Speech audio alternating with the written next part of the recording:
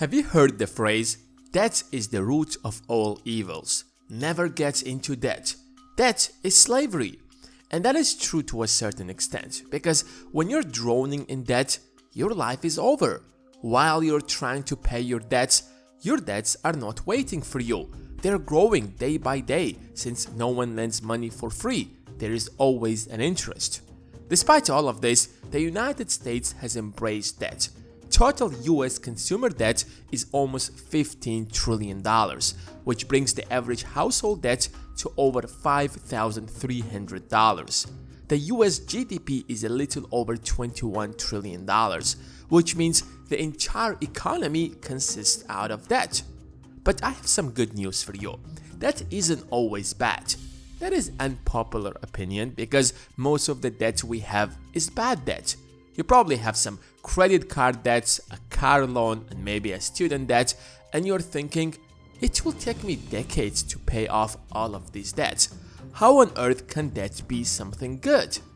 In order to understand how debt can be something positive, let's take a look at how people with deep pockets still use debt to make even more money.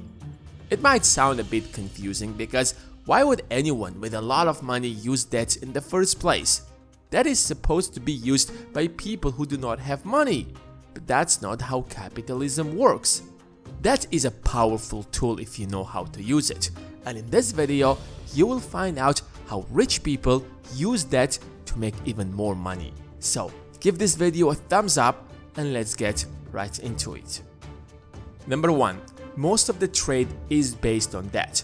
It might sound a bit controversial because borrowing money to start a business is a horrible idea, and personally, I would never do that.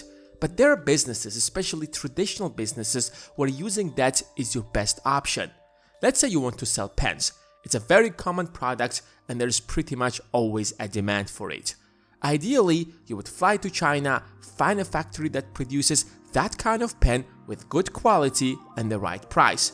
You would purchase a container of pens, ship them to the US, and distribute them to your clients. But today, that's mostly done online through websites like Alibaba, unless it's a more complicated product where you have to fly to that factory. But here is the catch. You don't really have to pay for the products to have the product first. Let me explain how. In the past 50 years, China has become the factory of the world, producing literally everything.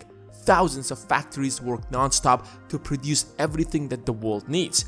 And in order to make it easier to sell, most of these factories would gladly loan you their products in return that you would pay them sometime in the future. Of course, they would not lend to strangers, so you will have to build some kind of trust with them first. But that's how business has been running for the past 50 years. Once the client would sell the product in the US or any other part of the world, he would pay the factory and borrow more products. You're basically telling the factory, you know how to produce it, so let me help you sell it. If I can sell it for anything above this price, that's going to be my profit. What makes this strategy great is that you're not tying up your own money in this transaction. That's why selling is one of the greatest skills you can ever master. Number 2. Refinancing. Real estate debt is the best kind of debt because it's filled with loopholes. If you don't have a mortgage, then you're paying extra taxes. Rich people always have multiple mortgages to be able to get all of those deductions. Remember, every dollar that you're supposed to pay in taxes, but instead you save, is an extra dollar earned. So that's another way rich people get richer. But let me give you a more practical way. This is how basically rich people get rich in real estate. Let's say you saved $200,000. That's a lot of money, but if we're going to be honest, that's peanuts. You can't even buy a house. Of course, you can't get a mortgage up to $800,000 since you have to make a 20% down payment, but here is the secret. Let's say you find a property that costs $500,000. It's in a bad condition and needs some or maybe a lot of renovation. You head to a bank and get a mortgage by making a 20% down payment. Let's say you're going to spend around 10% of the total cost of the house to renovate it, or around $50,000. You head to your bank again, but this time to refinance your mortgage.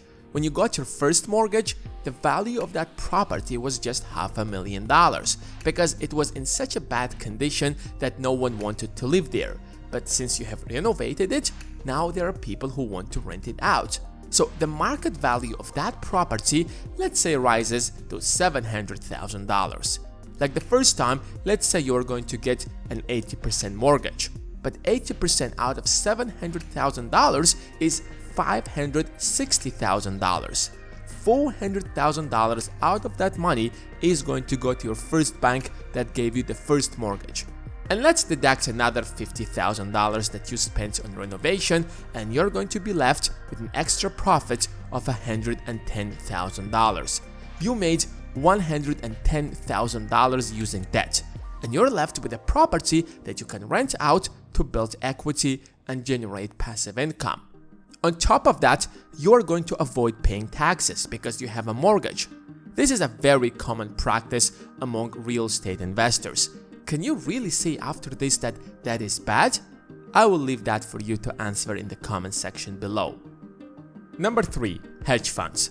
Hedge funds are made by the rich for the rich to make rich people richer, and they usually use unpopular strategies. Mortal people like me and you, we make our best efforts to predict which companies are going to grow and rise in value and invest the money we worked so hard to earn in hopes for these companies to grow.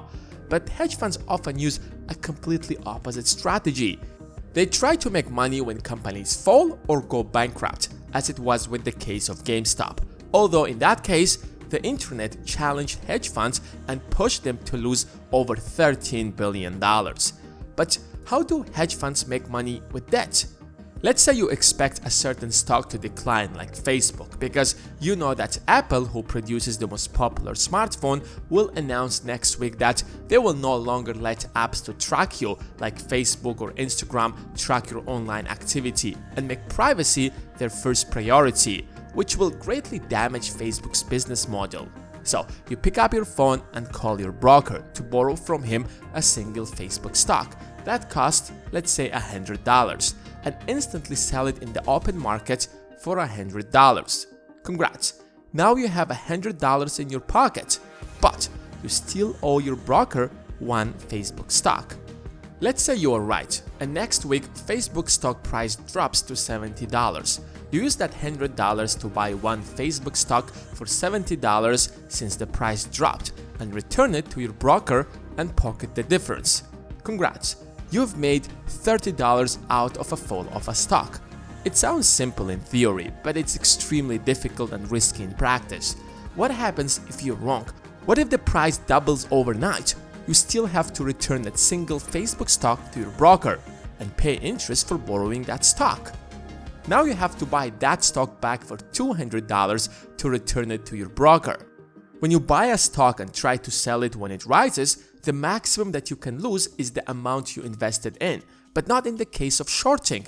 If the price keeps rising, your losses keep rising. Theoretically, you can make unlimited losses since theoretically the stock price can rise indefinitely. But if you have 100 analysts working for you, you can make a fortune using this strategy.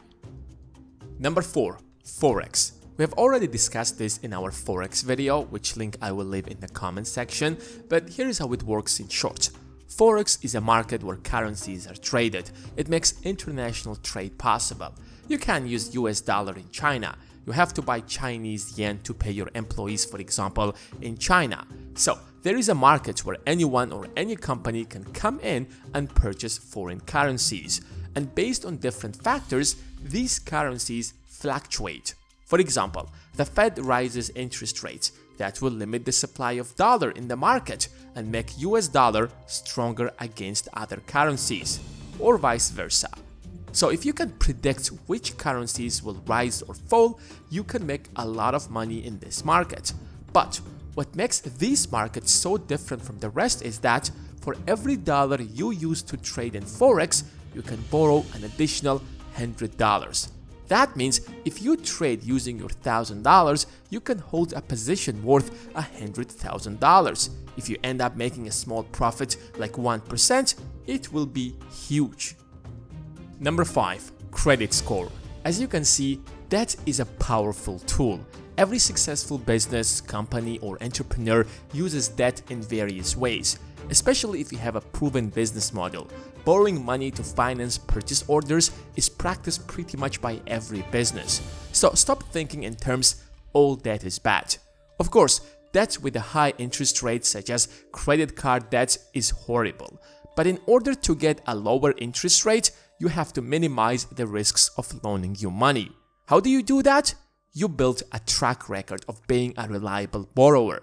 There are billions if not trillions of dollars in the banks waiting for someone to borrow them. And even if there isn't any money, banks can create money out of thin air, and we have explained that in a previous video. Anyways, if you have enjoyed this video, make sure to give it a thumbs up, and if you're new around here, subscribe and turn on your notifications. You're welcome to the channel where you will learn everything there is to know about money, investing, and the stock market. Thanks for watching, and I will see you in the next one.